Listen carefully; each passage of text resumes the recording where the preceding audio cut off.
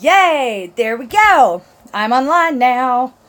Hi, this is Coach MK of Another Mother Runners Train Like a Mother Club. That's www.trainlikeamother.club, at least until December 31st. For now, I wanted to follow up on a video that I put in the private Facebook groups for the Train Like a Mother heart rate-based training programs yesterday, which is something I'm not going to be doing again. OMG, trying to upload video to 5 different groups is time-consuming, expensive. It killed my data. That was, whew. Suffice to say, I'm probably going to be doing more Twitches going forward, because it turns out no one really saw the Facebook post anyway, which is a little maddening. So what I wanted to talk about in that video, I walked you through what I call the air and the spare, which I had referenced the previous night on Twitch, saying that the air is what I'm thinking about. That's the phrase that they use to talk about the children in the royal family. You need the first son, the heir to the throne, and then the spare in case something happens to the heir. And I tend to think about packing for running in the same way, meaning there's the bag full of stuff I intend to use, and then the secondary, and then that bag goes everywhere that I go. Like I carry it like my purse, and it's tiny. And then there's a secondary bag that lives in my car, full of spare stuff that I could use in the event that I decide to run and don't have my bag with me, or something in my bag is missing, or something in my bag isn't really working. So the bag that's the air and the bag that's the spare aren't exactly the same. The bag of spares is a lot bigger and it's a whole lot fuller. I got different types of pants, different types of tops, different types of socks, different sets of gloves, different sets of hats, a rain jacket, shorts, you name it, it's in there. I've also got a full bag ready to go in case something goes wrong and I need to go to the gym. I'm not going to decide not to go to the gym because I don't have stuff to shower in and clean clothes to change into as I leave the gym. So that is in the bag as well. At some point, if you guys really want it, I'll pull it out and we'll go through what's in the air bag and what's in the spare bag. But for now, that's a lot of stuff. But for now, we're just going to go back to the other point I wanted to make, which was showing off my Stryd meter, Stryd. This is the Stryd charger. You remember that little pod that I tell you I usually put on my shoes when I go running? I'm not saying run out and buy one. I'm not advocating for that at all. Unless you fall into this category. You're that person that says, I love data. Data, data, data. Data is my favorite. Data, I can't live without it. I need more data. I'm like, great, okay. You have options for how to get more data. I say let's get more meaningful data. If you must go down that path, this is the investment that I would make in that order. Number one, I would upgrade your Strava to premium. It's like $50 a year. I have it on auto pay. I don't remember exactly what it costs, but it's something like $50 a year. Strava is terrific. The best parts of Strava imitate a lot of what Training Peaks offers in a slightly less intimidating setting that also has that social aspect. It offers a really neat analysis of the run that you just did, and is really good at showing you runs on top of each other. So that meant helping you with an apples to apples comparison. So rather than saying, hey, this today was a little slower than yesterday, pick it up, which some things do, and that's just stupid. Strava's like, okay, you've run on this route several times and you're trending faster. Yay! Which is useful if you're like me and you're very picky about where you do your runs. So I do my easy effort runs on Tuesdays, for example, in a training cycle, always in the same place, always roughly around the same time, so that they're truly comparable. And I don't run that route for any other type of run because it's really gratifying when Strava's like, hey, you're getting faster. And I'm like, yes, I am. Thank you. Also because it's the places where an easy run is accessible and good are not the best places where I would want to do like a tempo run or whatnot. But Strava does not do that. It does not it does not compare the tempo runs for you. It does not pull runs for analysis by type. It just has little things built into it to make you feel good. So if you're going to do one thing to get more data, I would before like upgrading your watch, If your watch does what you need it to do and you're happy with it, great. Instead of upgrading because you feel the pressure to, because there's a really good deal on Black Friday, if you're doing it because you want more data, first let's go to Strava and get premium. The second thing I would do, or if you're like, you know what, Strava isn't my jam, I don't use it, I don't like it, the second place I would invest money before upgrading my watch would be to invest in premium Training Peaks. And I'm going to talk you through very, very, very, very, very high level what it is that I like about Training Peaks, and we're going to start from there. So I'm looking at one athlete right now. This is what I'm going to show you my screen in a very non-fancy way, and show you what I see when I'm looking at Training Peaks Premium. So, and what I'm seeing now, you too can see as a casual athlete, but there's a lot of data in here that might or might not be valuable unless you have a coach that's helping you interpret it. This chart right here is the chart to rule them all. It's called the Performance Management Chart. I'm going to pop that out, make it real big, see it on the whole screen. So that Performance Management Chart is something that I use as a coach. You can see it in your own view if you have Training Peaks Premium, but I can see every workout over a specified period of time. The way I would think about it, and this is why it drives me crazy when people are like, but my easy effort pace isn't getting faster on a day-to-day basis. I'm like, it don't need to, y'all. It really don't need to. Let me...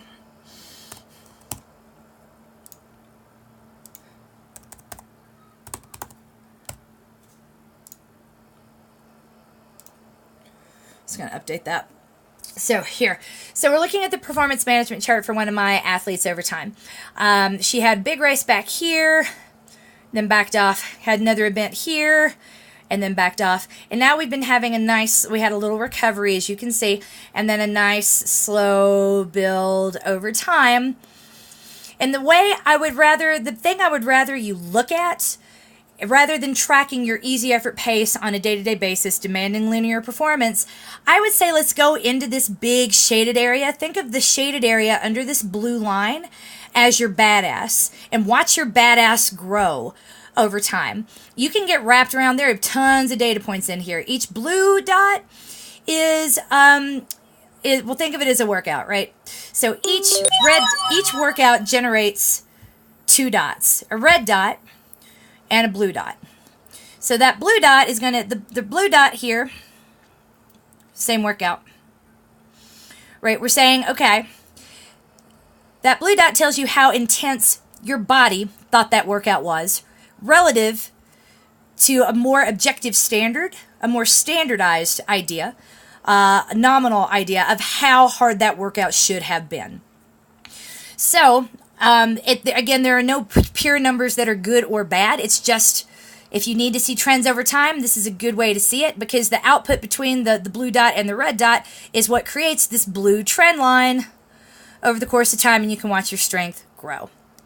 So if you really like numbers and you get crazy about data and you just really don't want to, hire a coach to help you through it, this is another place you can go get data. That's going to be pretty useful, because here's something else we can do. We can go into a workout. We can click that Analyze button. Woo! And you can see not just the run itself, it'll break out the laps for you. And then this is all the analysis that, the analytical portion that I do and I use over time as a coach working with a one-on-one client. And that's what you're looking at right now. It is the work of a one-on-one client. So I'm trying not to get too close so you can't. I don't have her express permission to be sharing all this, so I'm not going to go into the numbers. I'm only going to say that once you've gotten Training Peaks Premium, you get that, the beauty of that Analyze button.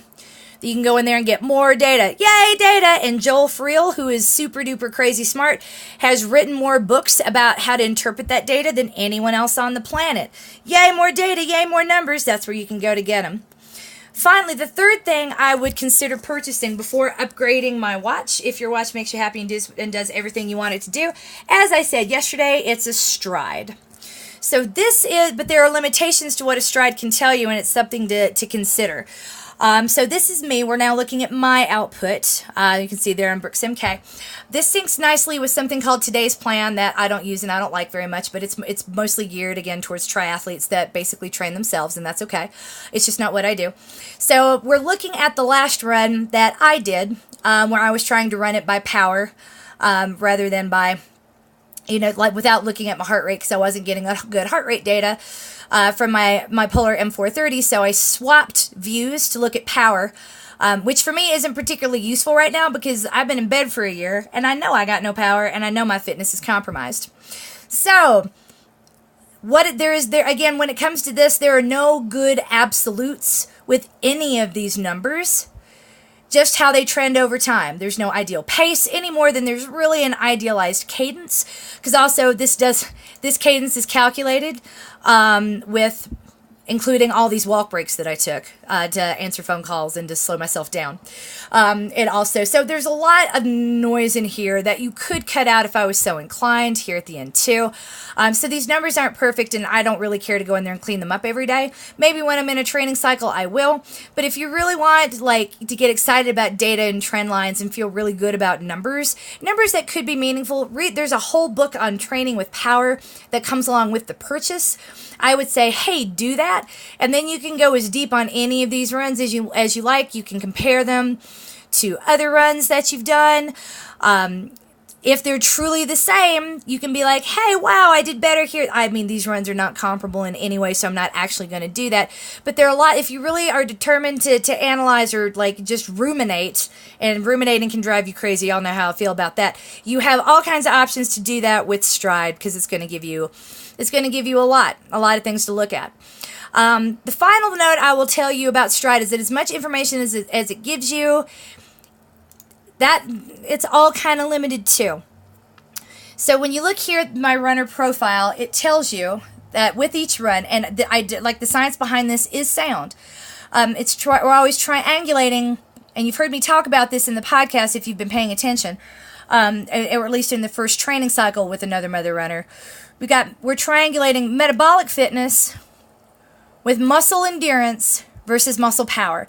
Muscle power is a proxy for strength. Muscle endurance is for your ability to keep going over time without necessarily needing to walk.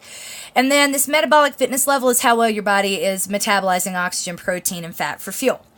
Mine is not doing any of this well right now. This metabolic fitness figure is probably a holdover from my 30 years of doing this, but because this is the telling number right here, muscle power, I've been in bed for a really long time. My muscles have a long way to go to come back. I might not look terrible when I'm half naked, but I'm not performing at all because I lost a lot of muscle mass during this last pregnancy. So here is the catch too, and this is where things can go really, really wrong.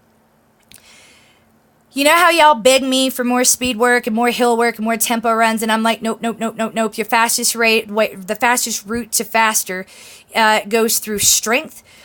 This is what I'm talking about.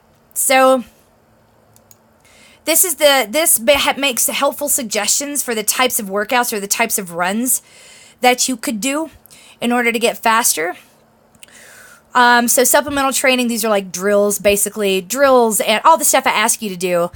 This is the Bosu ball, the SSSCs, the loops, the high knees, the burpees up a hill. That's all supplemental training. The track sprints, yeah, they could make you stronger, but they could just as easily get you hurt. I would want to see a muscle power figure of something closer to 60%. Before I would want to put a person out on the track, because I'm so weak right now, I'm not going to get stronger from running at the track necessarily. It's going to carry, or you know what, I could, but it's going to carry a huge risk of injury. My best place to be right now with the number of 16 as a guide is to go work on getting strong, just to develop that running habit again, be really consistent about it again, and do all my strength work every single day. That's going to, not just the stuff that's going to keep me from getting hurt, but like that goes, beyond the Pilates. It's also the burpees and the push-ups and the planking and all that and whatnot for me.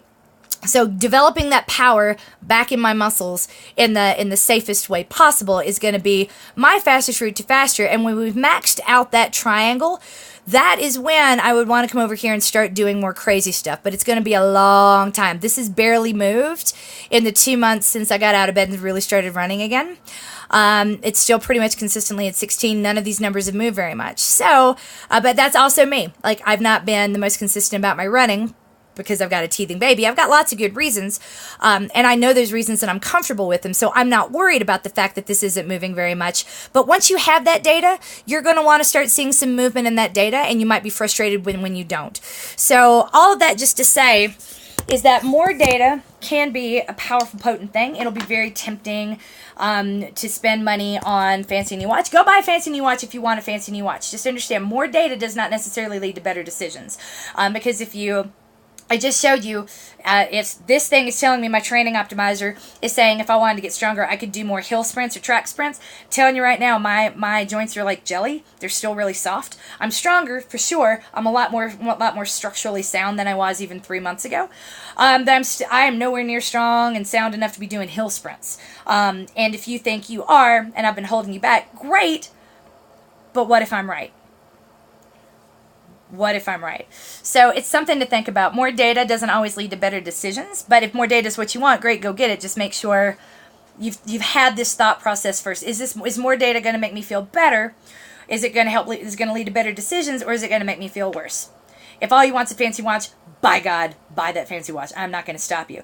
But don't get wrapped up around the data points in there, because guess what? If you really want to become a better runner, if the data points that are meaningful and the ones that matter are not coming from the brand new Garmin's or Polars or anywhere else, and definitely not coming from anything that calculates power in your wrist, that's an estimation at best.